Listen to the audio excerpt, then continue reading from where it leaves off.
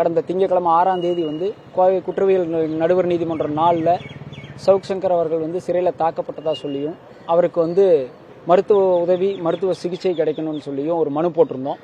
அந்த மனு மீது நேற்று உத்தரவு போட்டிருந்தாங்க.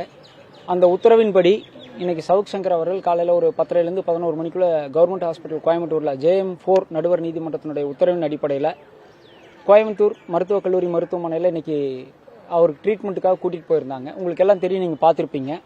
அங்கே போய் அவருடைய என்ன நடந்துச்சுங்கிறத விசாரிச்சுட்டு அவர் வந்து அவருக்கு நடந்த எப்படி அடிபட்டுச்சு, எப்படி கையில் வீக்கம் வந்துச்சுங்கிறதெல்லாம் சொல்லி ரெக்கார்டு பண்ணதுக்கப்புறம் எக்ஸ்ரே எடுத்திருக்காங்க. நாம் முதல்ல சந்தேகப்பட்ட மாதிரியும் நாம் முதல்ல அவர் சொன்னதை வந்து உங்ககிட்ட சொல்லியிருக்கோம்.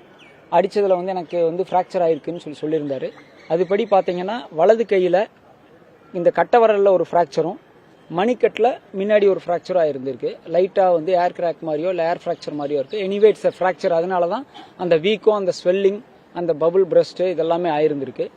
அதுக்கு எக்ஸ்ரே எடுத்து முடிச்சதுக்கப்புறம் மாவு கட்டு போட்டிருக்காங்க. மாவு கட்டு போட்டு அவர் அதற்கான சிகிச்சைகள் அளிக்கப்பட்டு அதற்கான மருந்துகள் கொடுக்கப்பட்டு அவருக்கு மாவு கட்டு போட்டதுக்கு அப்புறம் தான் இப்போ ஹி ஃபீல் வெரி ரிலீஃப்டு. இன்னைக்கு வந்து பார்த்தீங்கன்னா மொத்தம் வந்து இதுவரைக்கும் அவருக்கு சம்மன் சர்வ் பண்ணது வந்து 5 வழக்கு மொத்தம். கோயம்புத்தூரில் 1, தேனியில் 1, இன்னைக்கு மெட்ராஸில் 2 வழக்குக்கு அவருக்கு கைது குறிப்பானை கொடுத்துருக்காங்க. திருச்சி 1, 2 சென்னை கொடுத்துருக்காங்க. அப்போ மொத்தம் இதுவரைக்கும் 5 வழக்குகளுக்கான கைது அவர் செய்யப்பட்டிருக்கார். கோவை 1, தேனி வழக்கில் 2, திருச்சியில் 1, 3, சென்னையில் 2 சைபர் கிரைமில் மொத்தம் 2, மொத்தம் 5 வழக்கில் அவருக்கு இதுவரைக்கும் கைது செய்யப்பட்டிருக்கார். அவ்வளோதானே?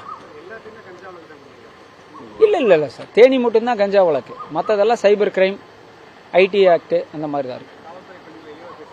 ஆமாம். அது 5 வழக்கில் 1 வழக்கு கஞ்சா வழக்கு, அது தேனி சம்மந்தப்பட்டது.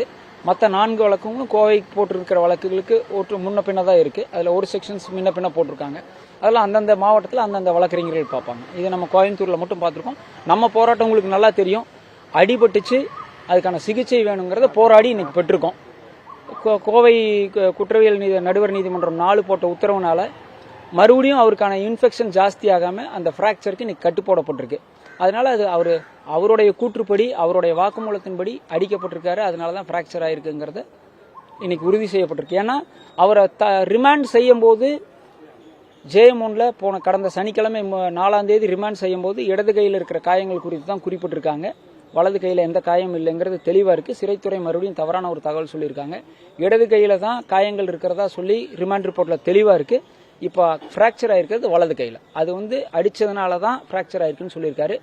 இப்போ அவங்க தாயார் வந்து இதுக்கான மேல் நடவடிக்கை எடுக்கிறதுக்கான இப்போ நம்ம போராடினது சிகிச்சைக்காக முதல்ல போராடலாம், அப்புறம் இந்த பாதிப்புக்குள்ளான நபர்கள் மீதான நடவடிக்கை குறித்து பின்னாடி பார்க்கலாம்னு சொல்லியிருந்தோம். கண்டிப்பாக இந்த ஃப்ராக்சருக்கு காரணமானவங்க மேலே நடவடிக்கை எடுக்கிறதுக்கான ஸ்டெப்ஸ் அடுத்தது எடுக்கும். அவர் மேல போடப்பட்ட கஞ்சா வழக்குல கஞ்சா வந்து கார்ல இருந்து எடுக்கப்பட்டதா சொல்லியிருக்கு. அது சம்பந்தமா உங்ககிட்ட அவர் ஏதாவது தகவல் இல்லைங்க. அவர் தெளிவா என்ன சொல்றாருன்னா, அவரை வந்து இரவு அதிகாலை 1:30 மணிக்கு அவரை கைது பண்ணிட்டாங்க. கஞ்சா கைப்பற்றப்பட்டதா சொல்றதெல்லாம் 8 மணி, வெடிய காத்தால 8 மணிக்கு மேல அவர் கைது செய்யப்பட்டு 7 மணி நேரம் கழிச்சு தான் அந்த கஞ்சா வந்து அந்த கார்ல இருந்து எடுத்ததா சொல்றாங்க. அதை நாம இப்போ வந்து டீட்டெயில்டா போனோம்னா அது கேஸ் நடத்துற மாதிரி ஆயிரும். அது அவர் என்ன சொல்றாருன்னா, என்னை அரெஸ்ட் பண்ணும்போதே எல்லாம் செக் பண்ணி என் ரூம் எல்லாம் சர்வே பண்ணி எல்லாமே வந்துட்டு ஆஃப்டர் ஸ்க்ரீனிங் பண்ணி தான் அவருடைய ஃபோனு லேப்டாப் எல்லாம் வந்து சீஸ் பண்ணிட்டு வந்தாங்க. அது எல்லாத்தையுமே செக் பண்ணியிருக்காங்க. அது நாம சொல்லல, ரெக்கார்டு இருக்கு. அந்த ரெக்கார்ட்ஸ் காப்பீஸ் நம்ம கிட்ட இருக்கு. அதனால வந்து அவங்க சொல்றது தவறு அப்படிங்கறத கோர்ட்ல உறுதியா நிரூபிக்க முடியும். அவர்னால வழக்கு சரியா நடத்தணும்னு சொல்லி சொன்னோம்னா உறுதியாக கஞ்சா வழக்கு பொய் வழக்குங்கிறத ஆணித்தரமா நிரூபிக்க முடியும். அந்த கஞ்சா வழக்குக்கு வந்து ரொம்ப சிரமெடுத்து அந்த எஃப்ஐஆர் போட்டிருக்காங்க. 100% அது பொய் வழக்குன்னு நிரூபிக்க முடியும் வழக்குல. அதுக்கான ஆவணங்கள் இருக்கு, அவர்கிட்ட இருக்கு.